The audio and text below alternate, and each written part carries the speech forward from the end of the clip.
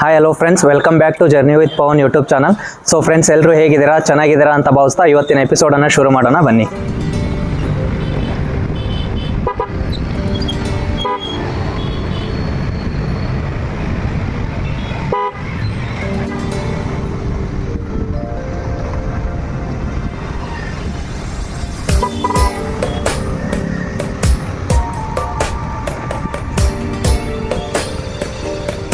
ನಾನಿವತ್ತು ಮುದ್ರಣಕಾಶಿ ಅಂತ ಫೇಮಸ್ ಆಗಿರ್ತಕ್ಕಂಥ ಗದಗ ಜಿಲ್ಲೆಯಲ್ಲಿದ್ದೀನಿ. ಈ ಗದಗ ಜಿಲ್ಲೆಯ ಜಿಲ್ಲಾ ಕೇಂದ್ರ ಗದಗ್ನಲ್ಲಿ ವೀರನಾರಾಯಣ ದೇವಸ್ಥಾನ ಅಂತ ಒಂದಿದೆ. ಆ ಒಂದು ದೇವಸ್ಥಾನದ ಇತಿಹಾಸವನ್ನ ನಾವು ಇವತ್ತು ತಿಳ್ಕೊಳ್ಳೋಣ ಬನ್ನಿ.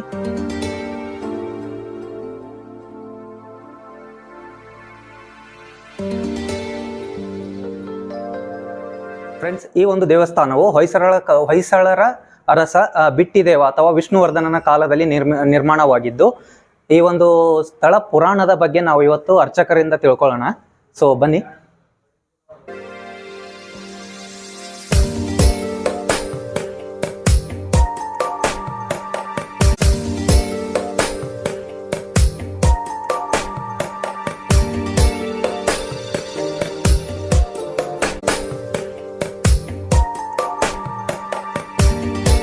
ಫ್ರೆಂಡ್ಸ್, ಈ ಒಂದು ವೀರನಾರಾಯಣ ಗುಡಿಯ ಒಂದು ಸ್ಥಳ ವಿಶೇಷತೆಯನ್ನ ಅಥವಾ ಪುರಾಣದ ಹಿನ್ನೆಲೆಯನ್ನ ನಮ್ಮ ಆಚಾರ್ಯರು ಇವತ್ತು ತಿಳಿಸ್ಕೊಡ್ತಾ ಇದ್ದಾರೆ. ಆಚಾರ್ಯ, ನಿಮ್ಮ ಹೆಸರು? ನಾನು ಪ್ರದ್ಯುಮ್ನ ಗೋವಿಂದ ಗುಡಿ ಅಂತ ಹೇಳಿ ಈ ದೇವಸ್ಥಾನದ ಅರ್ಚಕರು, ಪರಿಚಾರಕರು, ಅಡ್ಮಿನಿಸ್ಟ್ರೇಟರ್ ಹೌದು. ನಮ್ಮ ಮೂಲತಃ ನಮ್ಮ ಪರಿವಾರ ಪೂರ್ವ ಪರಿವಾರದಿಂದ ಇದು ಮಾಡ್ಕೊಂಡ್ ಬಂದೀವಿ.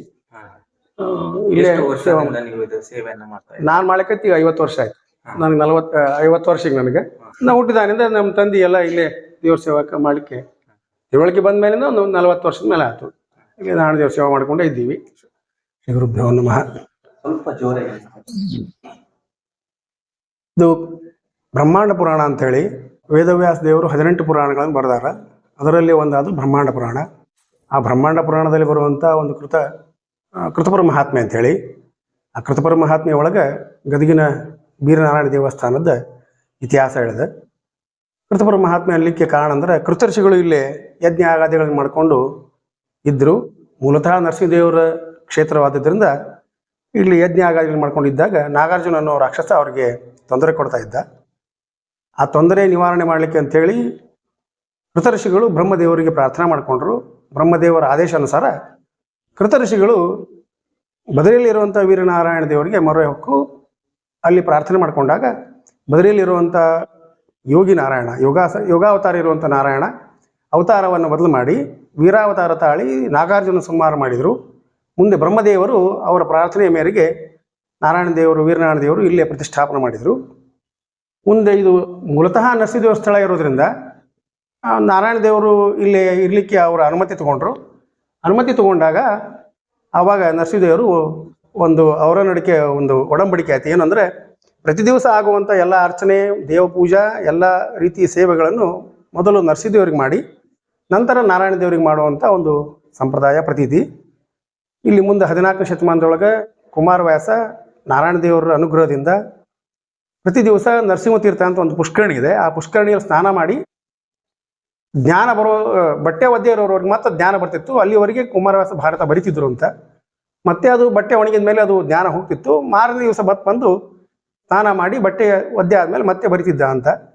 ಮುಂದೆ ರಾಘವೇಂದ್ರ ಸ್ವಾಮಿಗಳು ಇಲ್ಲಿಂದ ಸಂಚಾರ ಮಾಡ್ಕೊಂಡು ಹೋಗ್ಬೇಕಾದ್ರೆ ನಾರಾಯಣ ದೇವ್ರ ದರ್ಶನ ತಗೊಂಡು ಅವರಿಗೆ ಒಂದು ಪ್ರಾರ್ಥನೆ ಮಾಡಿಕೊಂಡು ಇಲ್ಲಿ ದೇವಸ್ಥಾನದಲ್ಲಿರುವಂಥ ದ್ವಾರಪಾಲಕರ ಫ್ಯಾಮಿಲಿ, ದ್ವಾರಪಾಲಕರ ಕುಟುಂಬವನ್ನು ಇಲ್ಲಿಂದ ಕರ್ಕೊಂಡು ಹೋಗಿ ಅವರ ಮೂಲ ವೃಂದಾವನ ಇರುವಂಥ ಮಂತ್ರಾಲಯದಲ್ಲಿ ಅರ್ಚಕರು ಅಂತ ನೇಮಕ ಮಾಡಿಕೊಂಡು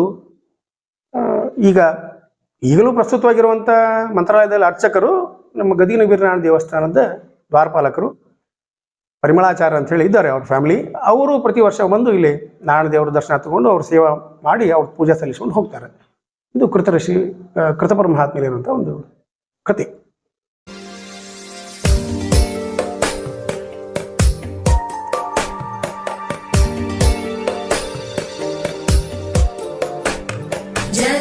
जगज्जालपालं खजत्कण्ठमालं शरच्चन्द्रबालं महादैत्यकालं नभो नीलकायं दुरावारमायं सुपद्मासहायं